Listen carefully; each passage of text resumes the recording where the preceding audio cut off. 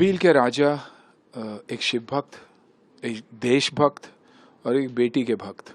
आई think उससे powerful combination हो ही नहीं सकता। From an age perspective, from a character perspective ऐसा कुछ नहीं था जिसके लिए मुझे सोचना भी पड़े। इस माध्यम के द्वारा हम उन बच्चों तक पहुंचना चाहते हैं, उन लोगों तक पहुंचना चाहते हैं और हम हमारे अनसंग हीरोज के बारे में बात करना चाहते हैं। ऐसे भी लोग थे जिन्होंने हमारे पहले ज्योतिर्लिंग और पहले मंदिर को बचाया और जान भी दे दी उसके लिए। आज वैसा ही माहौल चल रहा है और हमें एकजुट होके एक साथ होके रहना। बील के राजा एक शिव भक्त, एक देशभक्त और एक बेटी के भक्त। आई थिंक उससे पावरफुल कॉम्बिनेशन हो ही नहीं सकता, क्योंकि ऐसे इंसान को आप हाथ भी नहीं लगा सकते।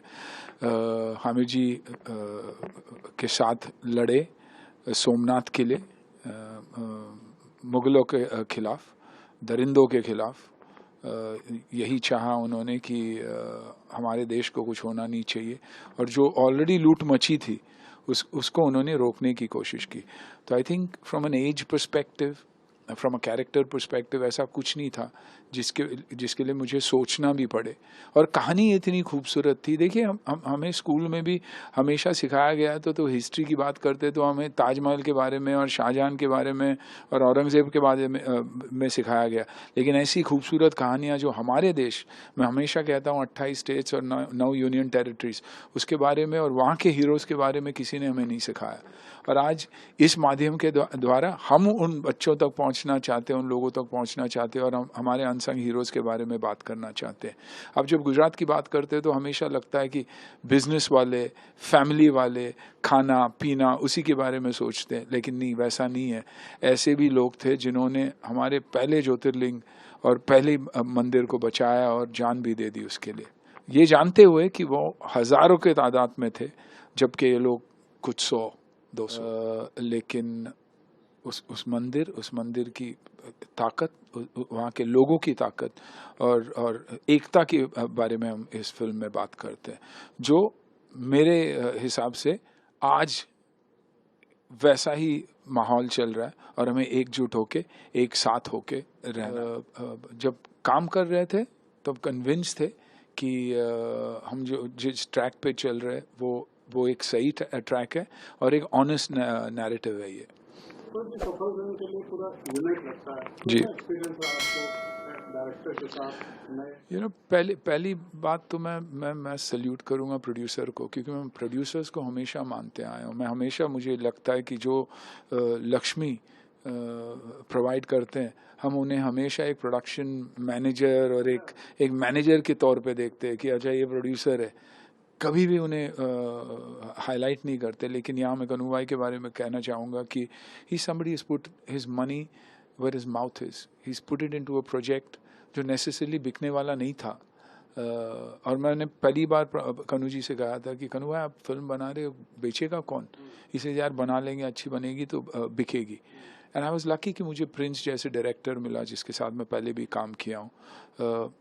एक बजटेड फिल्म को उसने एक ऐसी विजन दे दी कि कल सारे सीनियर जर्नलिस्ट थे, मेरे दोस्त थे, उन्होंने बैठ के जेन्युइनली, क्योंकि मेरे साथ वैसा ही है, अच्छा नहीं है तो अच्छा नहीं है बोल देते हैं, लेकिन जेन्युइनली उन्होंने कहा कि अगर film even is 10% as good as this, you guys have made a good film.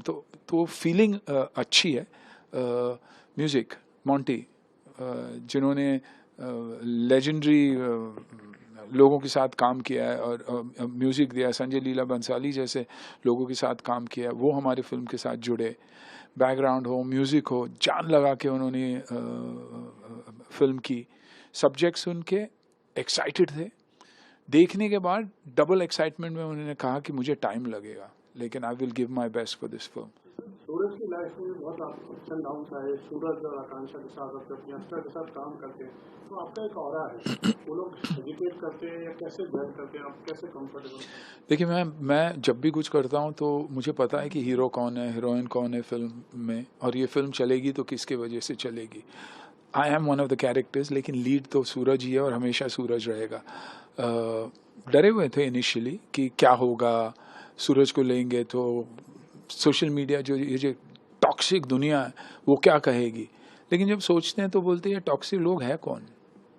Cancer दिखता नहीं है कभी भी, तो उसको एलिमिनेट किया जाता है, सर्जरी करो, कीमो और इसकी ज़रूरत ही नहीं पड़नी चाहिए, रेडिएशन की हटा ही दो। तो आई थिंक हमने हमारे जहन से, दिमाग से, दिलों से निकाल दिया, and it doesn't matter to us. But today when I see the film, Suraj is unbelievable in the film, you know, लगता तो है, no he is a very honest boy, you know. और मैं यही सोचता हूँ कि अगर आन की ज़िंदगी में ऐसे कुछ होता, would he be able to handle it? But he's handled it. He's handled 12 years of hell and come back. Yeah. Emotional आपके पाँव को टच करते हुए उसमें वो एक स्टैंड लेने वाली बात होती है सिंगर से। No, you know, feel होता है। बच्चे हैं, we've gone through tough times, we've cried. He's come out of something really tough. And मैं खुश हूँ उसके लिए, क्योंकि आप अगर क्लाइमैक्स देखोगे, ये रोल प्ले करने के लिए साक्षात कोई भक्त होना चाहिए शिव जी का। जैसे कांतारा में वो शेट्टी लड़के में एक्चुअली स्पिरिट घुसा हुआ है, क्योंकि मैं I belong to that area, I know how it is. तो his last 20 minutes was not performance, his last 20 minutes was real, and that's why the world connected to it.